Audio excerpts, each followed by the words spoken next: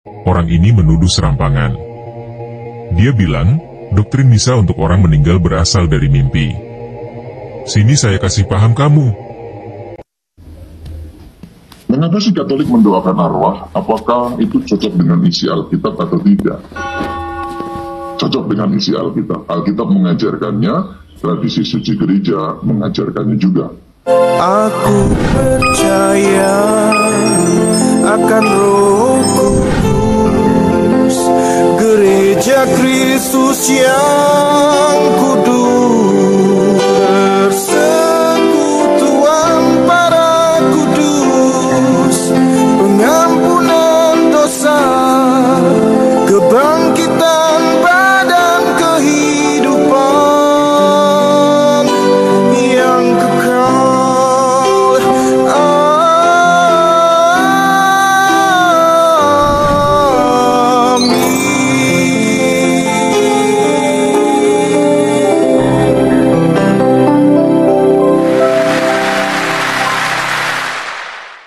Salve.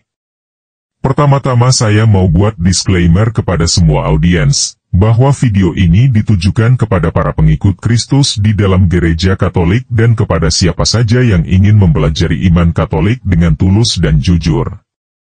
Tujuannya adalah katekese untuk memperkuat iman kepada Yesus Kristus dan memberikan tambahan pengetahuan tentang ajaran Kristiani di dalam gereja yang satu, kudus, Katolik, dan Apostolik, yang bersumber pada 3 pilar kebenaran yaitu Alkitab, tradisi suci gereja, dan magisterium gereja. Selain itu, video ini bersifat apologetik. Artinya, konten video ini berisi argumentasi-argumentasi yang mempertanggungjawabkan kebenaran ajaran iman Katolik. Jika Anda bukan beragama Katolik, saya tidak menyarankan Anda untuk lanjut menonton karena ajaran iman yang dijelaskan mungkin berbeda dan tidak sesuai dengan ajaran iman di dalam agama Anda. Namun jika Anda tetap ingin lanjut menonton, itu adalah hak Anda masing-masing sebagai pribadi yang memiliki kehendak bebas dan saya tidak bisa melarangnya. Jika Anda tidak setuju dengan ajaran iman Katolik yang dijelaskan di dalam video ini, tidak apa-apa. Toh, ini bukan ajaran agama Anda. Sekarang mari kita simak videonya.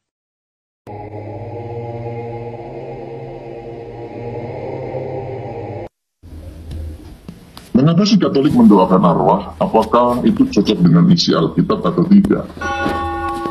Cocok dengan isi Alkitab. Alkitab mengajarkannya, tradisi suci gereja mengajarkannya juga.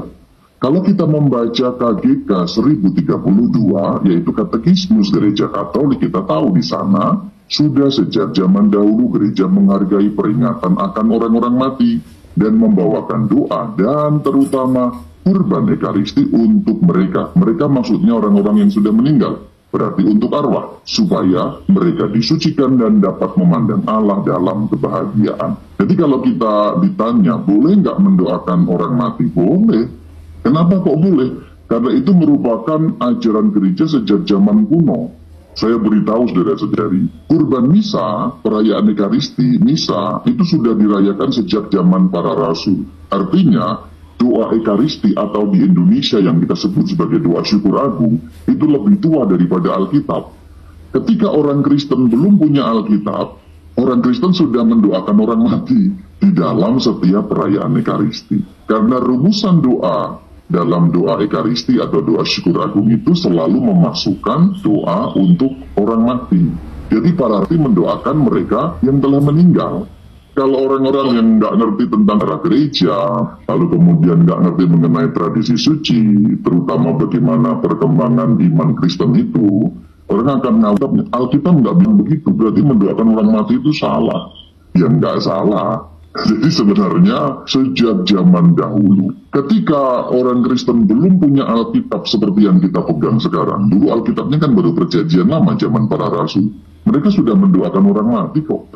Itu rahasia besar yang Anda perlu tahu. Nah kemudian tujuannya apa sih mereka disucikan? Jadi tujuannya agar orang yang sudah mati itu disucikan. Nanti kita akan pelajari lebih dalam kalau kita mempelajari rute orang mati dan kemudian mempelajari terutama soal purgatorium sehingga menjadi jelas maksudnya apa disucikan. Nah, kalau kita melihat bapak-bapak gereja, ini Santo Yohanes Chrysostomus, ini hidup pada tahun 300-an. Perhatikan, tahun 300-an. Gereja Kristen yang satu, kudus, Katolik dan Apostolik, gereja Kristen atau gereja Katolik, itu bahkan belum punya kanon Alkitab, tetapi sudah mendoakan orang mati. Lihat, ini perkataan Bapak Gereja Yohanes Chrysostomus. Jangan kita bimbang untuk membantu orang-orang mati dan mempersembahkan doa untuk mereka. Ini Bapak Gereja loh. Ini yang ajarannya nyambung sampai zaman para rasul. Jadi sebenarnya para Bapak Gereja itu melanjutkan ajaran para rasul. Maka kalau ada sekarang orang menentang kita mendoakan orang mati, itu sebenarnya tidak sama dengan ajaran para rasul. Lalu pedomannya hanya itu ayatnya di mana, nggak ada ayatnya. Ya Alkitab sendiri juga nggak ada ayatnya sebenarnya kalau kita mau sejujurnya lurus ajarannya. Kalau kita melihat dalam Alkitab juga ada ayatnya meskipun secara tidak langsung. Kita lihat dalam surat Roma 8 ayat 38 sampai 39. Jadi sebenarnya Rasul Paulus memberi satu alusi meskipun tidak secara langsung bicara mengenai mendoakan orang mati. Tapi di sini Rasul Paulus memberitahu kita tidak terpisah loh dengan yang mati itu. Gereja Katolik mengajarkan bahwa Tuhan berkuasa menentukan apakah seseorang yang meninggal itu masuk surga, neraka, atau jika belum siap masuk surga, dimurnikan terlebih dulu di api penyucian. Umat Kristen non-Katolik yang tidak mengakui adanya api penyucian, mungkin menganggap bahwa tidak ada gunanya mendoakan jiwa-jiwa orang yang sudah meninggal. Namun Gereja Katolik mengajarkan adanya masa pemurnian di api penyucian sehingga doa-doa dari kita yang masih hidup dapat berguna bagi jiwa-jiwa mereka yang sedang dalam tahap pemurnian tersebut. Bahkan, dengan mendoakan jiwa-jiwa tersebut, kita mengamalkan kasih kepada mereka yang sangat membutuhkannya, dan perbuatan ini sangat berkenan bagi Tuhan. Lihat 2 Makabe bab 12 ayat 38-45. Sebenarnya, prinsip dasar ajaran Gereja Katolik untuk mendoakan jiwa-jiwa orang yang sudah meninggal adalah adanya persekutuan orang kudus yang tidak terputuskan oleh maut. Rasul Paulus menegaskan sebagai berikut, sebab aku yakin, bahwa baik maut, maupun hidup, baik malaikat-malaikat, maupun pemerintah-pemerintah, baik yang ada sekarang, maupun yang akan datang, atau kuasa-kuasa, baik yang di atas, maupun yang di bawah, ataupun sesuatu makhluk lain, tidak akan dapat memisahkan kita dari kasih Allah, yang ada dalam Kristus Yesus, Tuhan kita. Lihat Roma bab 8 ayat 38-39. Kuasa kasih Kristus yang mengikat kita semua di dalam satu tubuhnya itulah yang menjadikan adanya 3 status gereja, yaitu pertama, yang masih mengembara di dunia, kedua, yang sudah jaya di surga, dan ketiga, yang masih dimurnikan di api penyucian. Dengan prinsip bahwa kita sebagai sesama anggota tubuh Kristus layaknya saling tolong-menolong dalam menanggung beban, lihat Galatia 6 ayat 2, di mana yang kuat menolong yang lemah, lihat Roma 15 ayat 1. Maka jika kita mengetahui kemungkinan adanya anggota keluarga kita yang masih dimurnikan di api penyucian, maka kita yang masih hidup dapat mendoakan mereka, secara khusus dengan mengajukan intensi misa kudus. Lihat 2 Makabe bab 12 ayat 42-46. Memang, umat Protestan tidak mengakui kitab Makabe ini dalam kitab suci mereka. Bagi mereka, keselamatan hanya diperoleh melalui iman saja atau sola fide, yang sering dimaknai terlepas dari perbuatan, dan hal mendoakan ini dianggap sebagai perbuatan yang tidak berpengaruh terhadap keselamatan. Sedangkan ajaran iman Katolik adalah kita diselamatkan melalui iman yang bekerja oleh perbuatan kasih. Lihat Galatia 5 ayat 6, maka iman yang menyelamatkan ini tidak terpisah dari perbuatan kasih. Dengan memahami adanya perbedaan perspektif Katolik dan Protestan ini, kita dapat mengerti bahwa umat Protestan menolak perbuatan mendoakan jiwa-jiwa orang yang sudah meninggal. Sedangkan Gereja Katolik mengajarkan bahwa perbuatan-perbuatan kasih yang didasari iman sangatlah berguna bagi keselamatan kita, baik yang didoakan maupun yang mendoakan. Jika kasih di sini diartikan menghendaki hal yang baik terjadi pada orang lain, dan jika kita ketahui bahwa maut tidak memisahkan kita sebagai anggota tubuh Kristus, lihat Roma 8 ayat 38-39, maka kesimpulannya, pasti berguna jika kita mendoakan demi keselamatan jiwa-jiwa orang yang sudah meninggal. Sebab perbuatan kasih yang menghendaki keselamatan bagi sesama, adalah ungkapan yang nyata dalam hal bertolong-tolonglah dalam menanggung bebanmu. Lihat Galatia 6 ayat 2. Jangan lupa bahwa yang kita bicarakan di sini adalah bahwa doa-doa yang dipanjatkan untuk mendoakan jiwa-jiwa orang-orang yang sedang dimurnikan dalam api penyucian, sehingga mereka sudah pasti masuk surga, hanya sedang menunggu selesainya saat pemurniannya. Dalam masa pemurnian ini mereka terbantu dengan doa-doa kita. Seperti halnya pada saat kita kesusahan sewaktu hidup di dunia ini, kita terbantu dengan doa-doa umat beriman lainnya yang mendoakan kita. Sedangkan, untuk orang-orang yang meninggal dalam keadaan tidak bertobat, sehingga masuk ke neraka, memang kita tidak dapat mendoakan apapun untuk menyelamatkan mereka. Atau untuk orang-orang yang langsung masuk ke surga, walaupun mungkin tak banyak jumlahnya, maka doa-doa kita sesungguhnya tidak lagi diperlukan, sebab mereka sudah sampai di surga. Namun masalahnya, kita tidak pernah tahu kondisi rohani orang-orang yang kita doakan. Pada mereka memang selalu ada 3 kemungkinan tersebut, sehingga yang kita mohonkan dengan kerendahan dan ketulusan hati adalah belas kasihan Tuhan kepada jiwa-jiwa tersebut, agar Tuhan memberikan pengampunan, agar mereka dapat segera bergabung dengan para kudus Allah di surga. Jadi meskipun umat Protestan tidak mengakui kitab Makabe, namun sesungguhnya mereka secara objektif tidak dapat mengelak bahwa tradisi mendoakan jiwa orang yang telah meninggal sudah ada di zaman Yahudi sebelum Kristus. Tradisi ini kemudian diteruskan oleh para rasul, seperti yang dilakukan oleh Rasul Paulus ketika mendoakan Onesiforus yang sudah meninggal, kiranya Tuhan menunjukkan rahmat-Nya kepadanya, Onesiforus, pada harinya. 2 Timotius 1 ayat 18. Tradisi mendoakan jiwa orang yang sudah meninggal pun dicatat dalam tulisan para bapak gereja, seperti 1. Tertulianus, yang mengajarkan untuk menyelenggarakan misa kudus untuk mendoakan mereka pada perayaan hari meninggalnya mereka setiap tahunnya. 2. Santo Sirilius dari Yerusalem dalam pengajarannya tentang Ekaristi memasukkan doa-doa untuk jiwa orang-orang yang sudah meninggal. 3. Sedangkan Santo Yohanes Chrysostomus dan Santo Agustinus mengajarkan bahwa para beriman dapat mendoakan jiwa orang-orang yang meninggal dengan mengadakan derma. Karena hal mendoakan jiwa-jiwa orang yang sudah meninggal telah diajarkan dalam kitab suci dan telah dilakukan oleh gereja sejak awal mula, terutama dalam perayaan Ekaristi, maka Katekismus Gereja Katolik mengajarkan sebagai berikut. 1.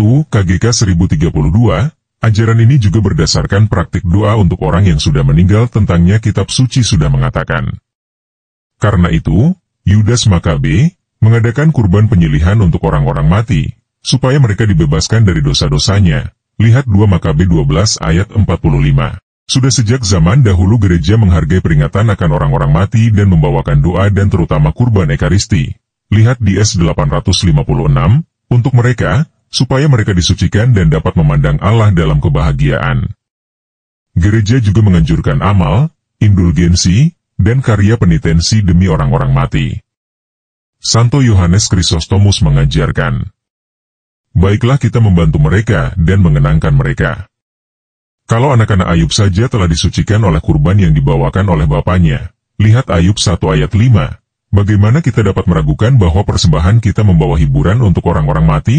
Jangan kita bimbang untuk membantu orang-orang mati dan mempersembahkan doa untuk mereka. Jadi meskipun umat Protestan tidak mengakui kitab Makabe, namun sesungguhnya mereka secara objektif tidak dapat mengelak bahwa tradisi mendoakan jiwa orang yang telah meninggal sudah ada di zaman Yahudi sebelum Kristus.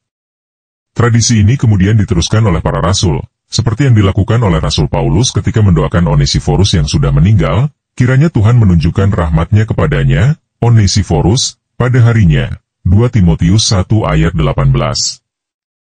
Tradisi mendoakan jiwa orang yang sudah meninggal pun dicatat dalam tulisan para bapak gereja, seperti 1. Tertulianus, yang mengajarkan untuk menyelenggarakan misa kudus untuk mendoakan mereka pada perayaan hari meninggalnya mereka setiap tahunnya. 2. Santo Sirilius dari Yerusalem dalam pengajarannya tentang Ekaristi memasukkan doa-doa untuk jiwa orang-orang yang sudah meninggal. 3. Sedangkan Santo Yohanes Chrysostomus dan Santo Agustinus mengajarkan bahwa para beriman dapat mendoakan jiwa orang-orang yang meninggal dengan mengadakan derma. Karena hal mendoakan jiwa-jiwa orang yang sudah meninggal telah diajarkan dalam kitab suci dan telah dilakukan oleh gereja sejak awal mula, terutama dalam perayaan Ekaristi, maka Katekismus Gereja Katolik mengajarkan sebagai berikut. 1. KGK 1032, ajaran ini juga berdasarkan praktik doa untuk orang yang sudah meninggal, tentangnya kitab suci sudah mengatakan. Karena itu, Yudas Makabe mengadakan kurban penyilihan untuk orang-orang mati, supaya mereka dibebaskan dari dosa-dosanya. Lihat 2 Makabe 12 ayat 45. Sudah sejak zaman dahulu gereja menghargai peringatan akan orang-orang mati dan membawakan doa dan terutama kurban Ekaristi. Lihat di S856, untuk mereka, supaya mereka disucikan dan dapat memandang Allah dalam kebahagiaan. Gereja juga menganjurkan amal, indulgensi, dan karya penitensi demi orang-orang mati. Santo Yohanes Chrysostomus mengajarkan, baiklah kita membantu mereka dan mengenangkan mereka. Kalau anak-anak Ayub saja telah disucikan oleh kurban yang dibawakan oleh bapaknya, lihat Ayub 1 ayat 5, bagaimana kita dapat meragukan bahwa persembahan kita membawa hiburan untuk orang-orang mati? Jangan kita bimbang untuk membantu orang-orang mati dan mempersembahkan doa untuk mereka. Aku percaya akan Roh Kudus, Gereja Kristus yang kudus.